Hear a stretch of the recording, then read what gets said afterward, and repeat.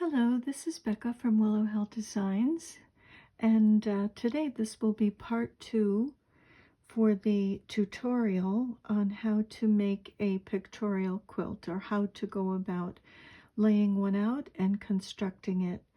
So in part 1 I covered quite a bit of what we would do to begin with our drawing, and then our backing, our piece of backing fabric that is a stabilizer in a sense. It keeps our picture, our scene, from getting wonky or kind of twisting on us.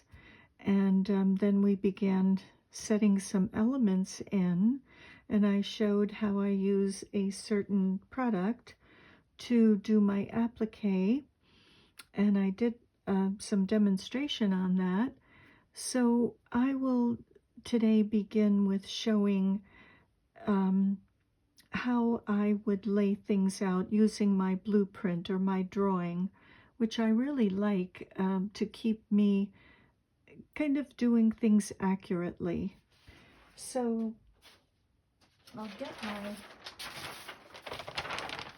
get my blueprint here, or drawing. I tend to call it my blueprint. And this really is my map. This tells me where to go with everything. And one of the reasons that I like to make a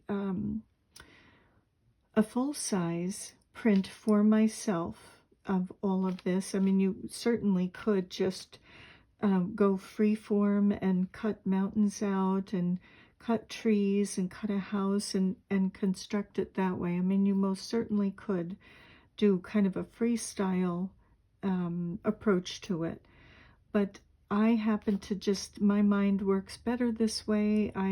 It's more methodical to me, and I do well with that.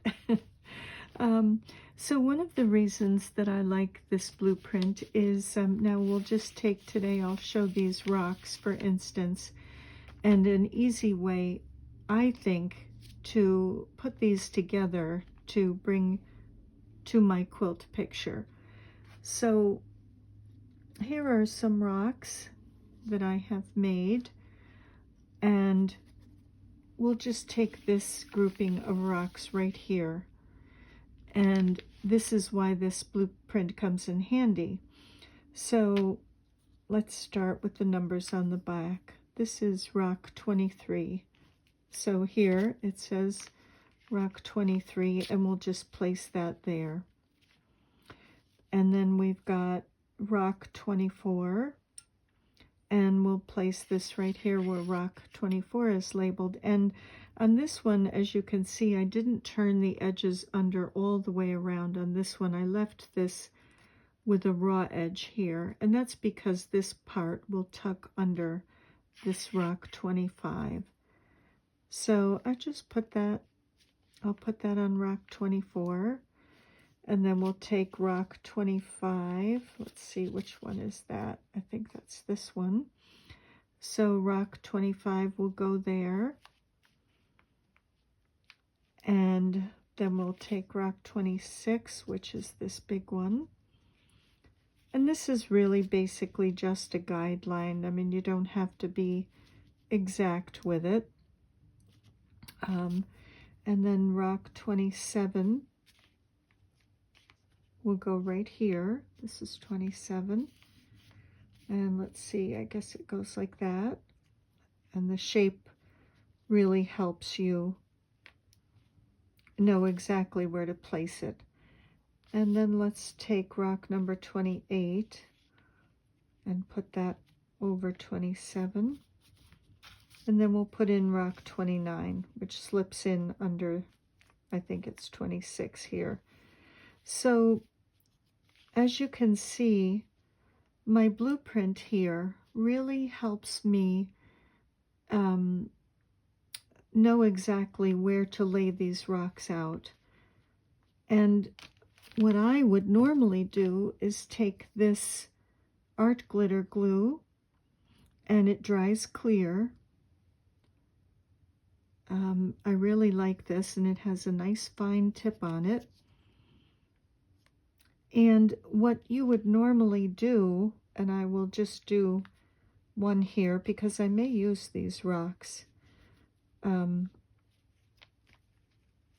the rest of this piece. But what I would just do is I would put a little dab of this glue right here. And anywhere else these rocks touch, I suppose I could do one here as well. Any place else that these rocks touch. And I would do that right along here. And then I would just touch it with the iron, or you don't have to. You can wait just a couple of, probably 30 seconds, and they really, it really adheres very well to fabric. So I would construct all this, and I would put the glue on them, and then I would lift it up and take the whole thing over to my piece.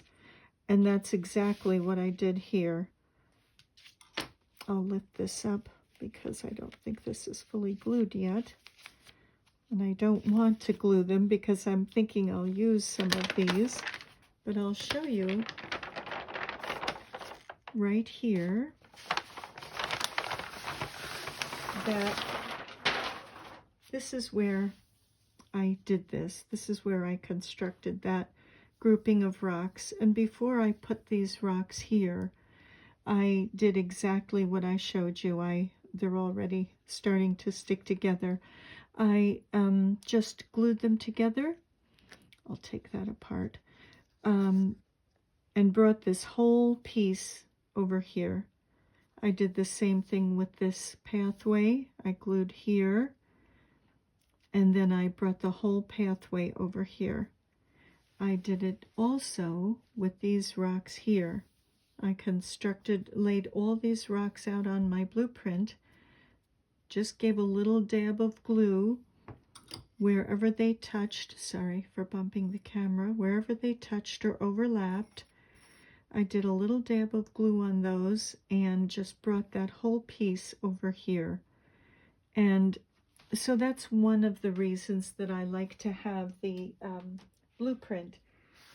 It's a very nice way to do things, and I will discuss how these were applied and how the trees were applied in just a few minutes. But I'll bring this blueprint back here. And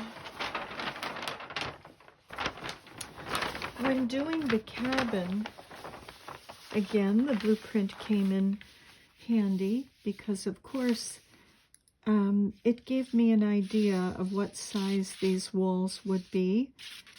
And then I went about constructing the walls. And then, of course, I did the roofs as if I would be doing the rocks. I would cut out a piece here, roof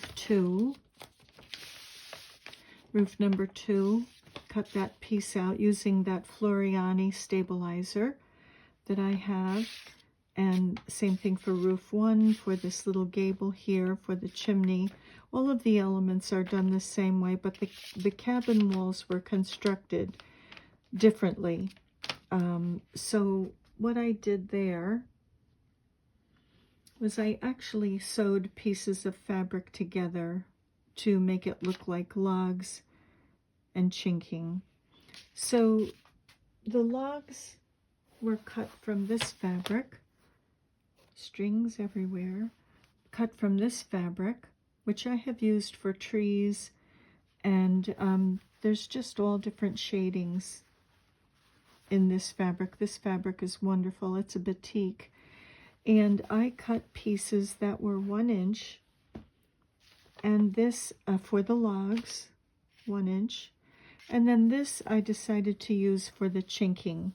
I wanted something kind of mottled, something that wasn't a solid color, but something that was mottled that might look like chinking, where maybe some dirt had gotten in there or some moss weathered. So this was the fabric that I used for the chinking, and I cut these pieces at a 1/2 inch. So 1 inch for the logs and 1/2 inch for the chinking. And then I just stitched with a 1/4 inch on these. And so I had a log and then a piece of the chinking I would put them right sides together and then sew with a seam allowance, and you could kind of adjust it to make sure that your chinking wasn't coming out too wide or too thick. And so I would add log and then a chinking strip and then a log and so forth going on, and then I would just come through and trim these, like I would trim these seam allowances down so that it wasn't too bulky. I'd bring them down to maybe just a little bit more than 1/8 of an inch, and then just press it. And so when I would have a wall like this constructed, I would take this wall over here and I'd say, okay, that's a good height. If I turned this edge under 1/4 of an inch, and it'll still overlap under the roof can come over that.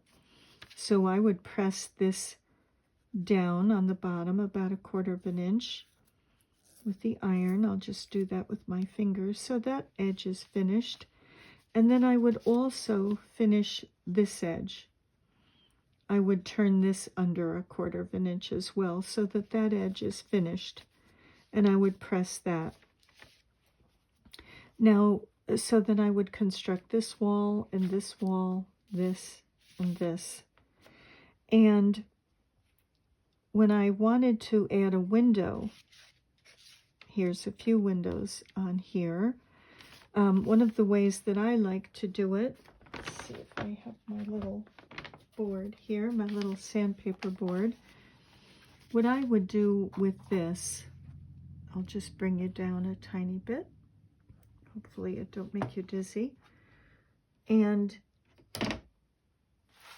wherever your window falls on that wall, you could just draw some lines on here, whatever size your window might be. I'm just going to arbitrarily make up the size of a window here. And make sure it's straight. Kind of come in here. You could use a friction pen. This is a Bowen, kind of a chalk pencil. It is a chalk pencil. And give yourself an idea of where your window will be. Hopefully you can see that. And then what I do is I just make an X going diagonally from one corner to the other corner of this square or rectangle. It works for either. A circle you would approach in a different way. But for a square, this works fine. So if you can see that X there, and right at that center point where the two lines meet is where I just fold this and make a little cut. Kind of fold that on the diagonal, and I take my scissors and I make a little cut there. And then I can get my scissors in there and just cut right up to that corner, corner of the square that you drew, or rectangle. And then I would cut on the other diagonal as well, cutting up to the corner and the other half of that line as well. So now we have what looks like this. And what I do from there is I would fold it back on the line that was drawn, on that white line, and fold it back on this. And on this side you're going against those horizontal seams, so it's a little more difficult. You need your iron for this. it doesn't finger press as easily. And on the bottom, you would fold that as well. And then the last side, fold right on that drawn line. And press. And what I would do from here, here's your window. What I would do from here is to get my glue stick. Oops. Catching my blueprint in the drawer. And I would just use my sew line glue stick and just take a little bit of glue and press that back, just to help before you take it to the iron. Press that back. This is a little piece of the triangle that we don't need. And just, again, press that back. And so there we have our window opening. I'll just take it over here and press it quickly. Hopefully my iron is still hot.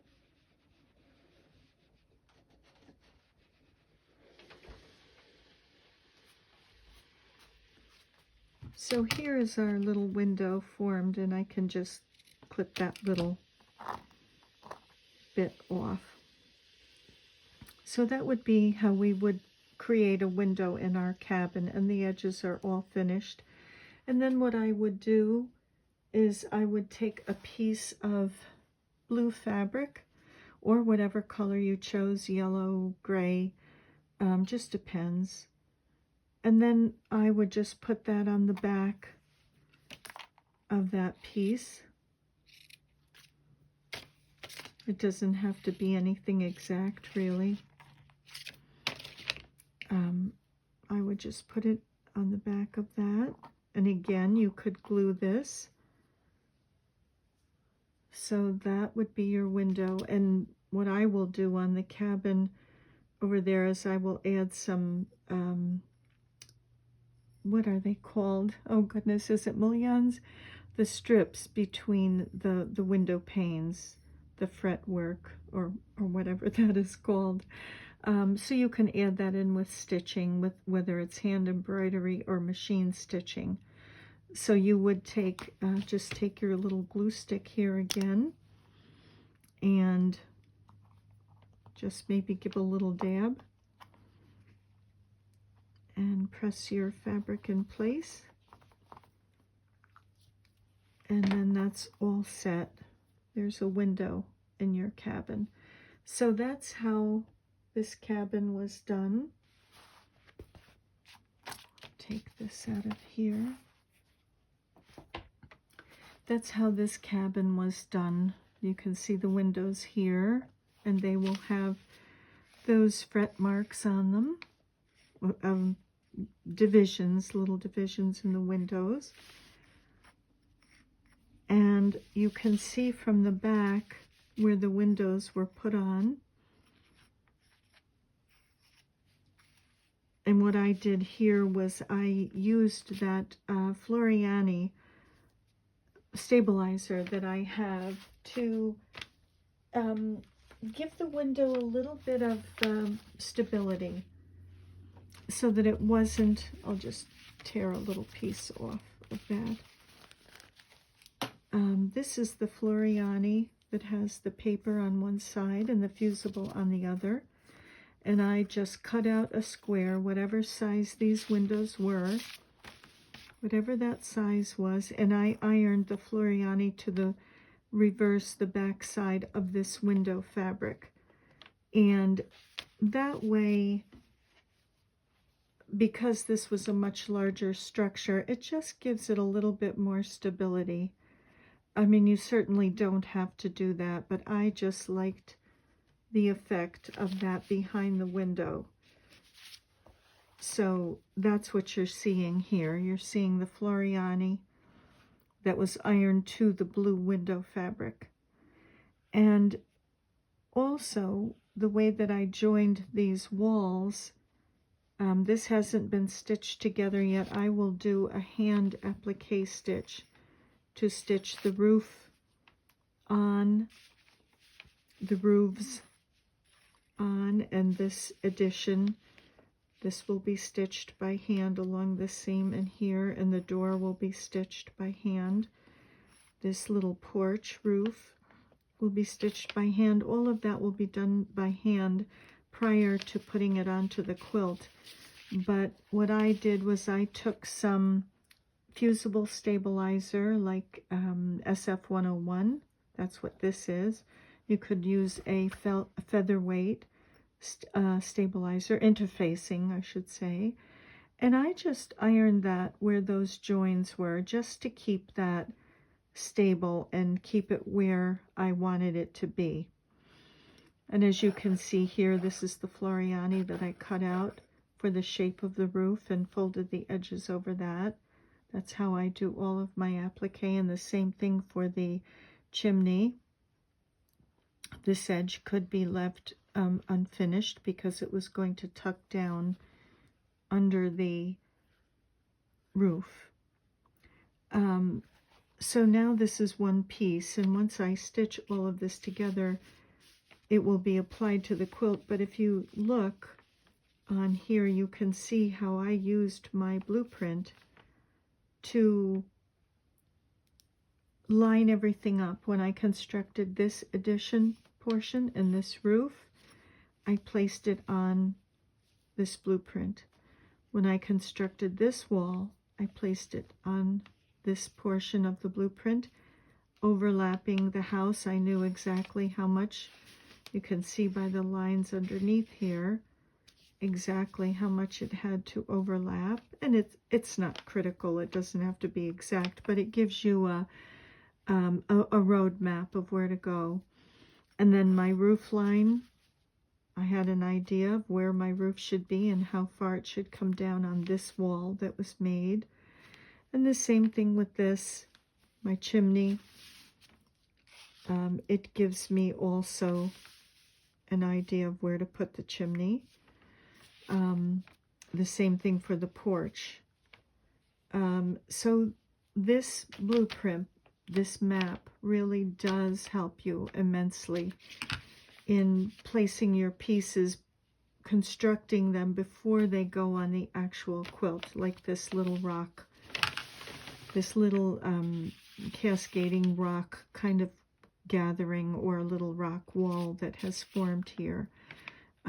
By forming that as one unit, you can then, by gluing each of the rocks where they overlap, and you can think about that when you're drawing your design. By gluing that as one unit, I can take that unit then to my quilt. I can take this unit then to my quilt. And before I show you more about how to attach them, I will just show you what these dotted lines on here mean. This is my own system. You could certainly use your own, but where this grass, this path, meets this path here, this dotted line tells me that this path, leave this edge unturned. Don't turn that edge under.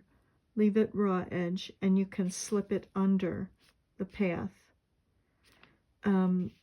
This path would be under the river. That raw edge of the path would be under the river. This rock would be under the river, and so on.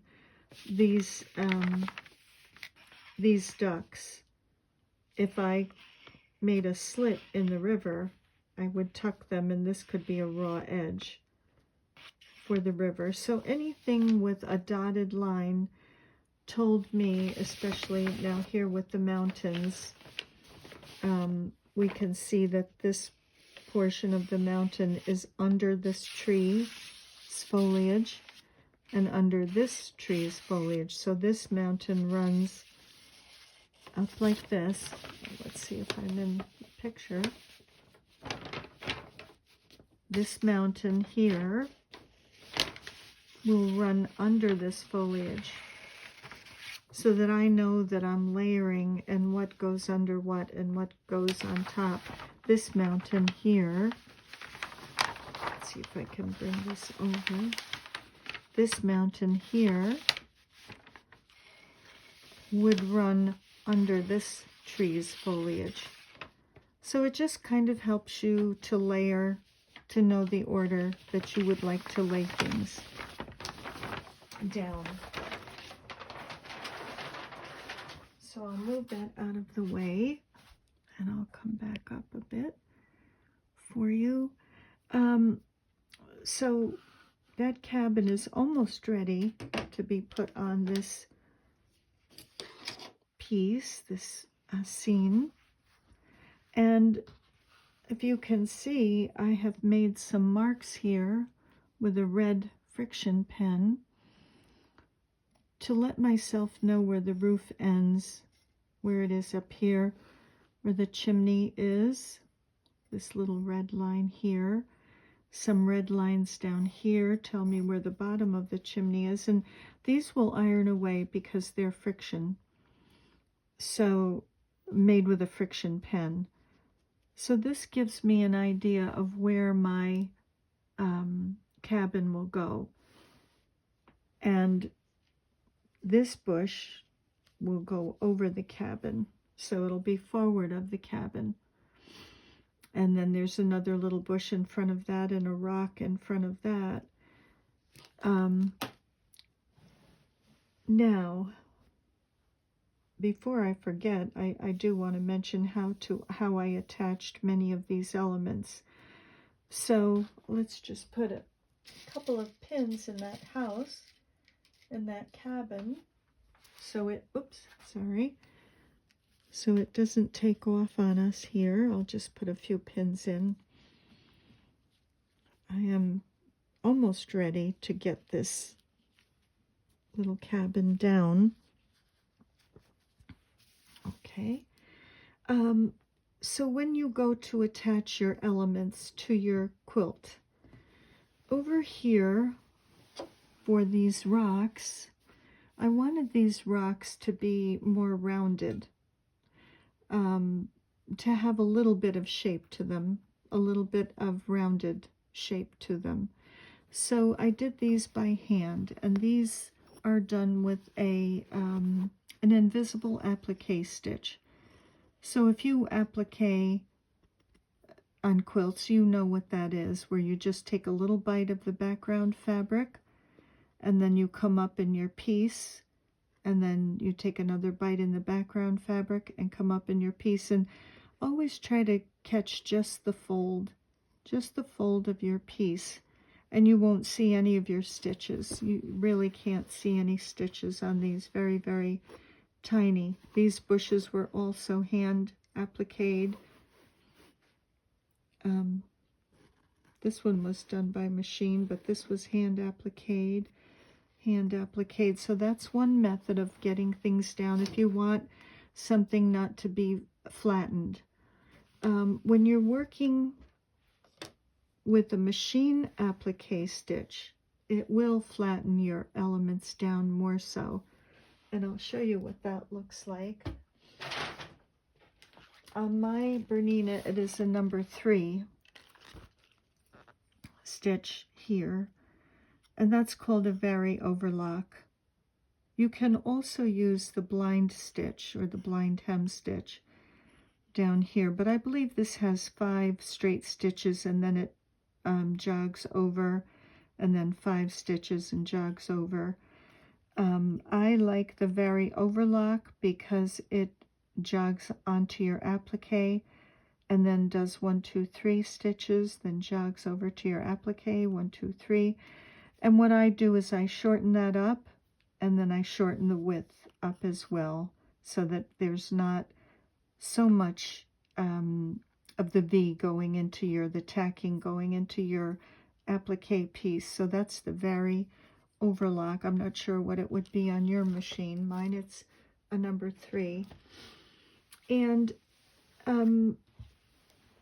I'll try to show you, these elements are done with that stitch. Hopefully it's light enough for you to see. And it's just does 1, 2, 3 little stitches, bite over into the applique, 1, 2, 3, bites over into the applique, 1, 2, 3, bites over. And you can see that that gives it a flatter look. This whole tree is done with the machine Varilock stitch, if you can see that. So it does give the tree a flatter look. It's not as rounded. I could have done this by hand, but that was a lot. That was a lot. I said, no, I don't think so. The mountains are also done with machine Varilock stitch. And this tree foliage as well. So those things are done. This mountain, they're done with the machine applique. And also this tree as well is done with machine applique. So that's one way to attach your pieces to your scene, whether through hand applique or machine. And I have a few more elements that I'll be adding. Let's see if I can reach them here. I have a few more things I'll be adding to this piece, so we're still not done adding. This porch drives me crazy because the angle is wrong. Oops, I should come this way. This angle is just wrong on here. It should have really been more like that, but it's done and I'm not going to change it. So there will be a little bush that's going to live right there so that your eye doesn't quite see that crazy porch, and a barrel. And the barrel was done the same thing with the Floriani fusible tearaway stabilizer, and that barrel will go here. So that will be added on there. And there's a few stumps which I haven't made yet. There'll be some stumps that I'll be adding. And you can see them right here. Here's stump number 1. And I think this goes over here somewhere. And there's another stump. I'm not sure where that one goes. And there's a little top to that stump. There should be a little top to that stump too. I generally will do a lighter color on the top of the stump. And there's a little coffee pot that sits on one of the stumps. So those things will be added. And then this stump will be over here, and this will have an axe in it, as if someone is cutting wood. So these are some of the other things that I will be adding to this as I move on. I'm getting there. It's not quite done, but I'm getting there. And I also have an extra tree trunk that I didn't use. But I do have some fence posts that will be over here somewhere, kind of like this. Something like that. So there'll be a little piece of fencing over there. So just some more little things that will be added. There'll be a buck added over here. Let's see, he will be right in this area. And then a little doe, or a little fawn, that will be added over here. So, and I just added these pine trees. These have to be stitched down. And these bushes were just added. And of course this cabin here. And I decided to include a dead tree here. I thought surely there must be a tree that doesn't have any foliage on it, so there I added a dead tree in here. So that will be stitched down. None of these are stitched down yet. And you can see here the buck that will be added, and the doe, and some ducks, and possibly a loon. So we'll see. And here's that little fence that will be added over there in that corner. There's that little fence. So there's still more to add to this. But right now I'm in the process of stitching down all the trees by machine. All of these trees will be stitched down by machine. All of these two over here have to be done. So that's it for part 2, showing you how to use your blueprint to lay out your elements and maybe make them one piece, as you can do with a trees, or your buildings. If you have buildings or a house, you can do that same thing as well.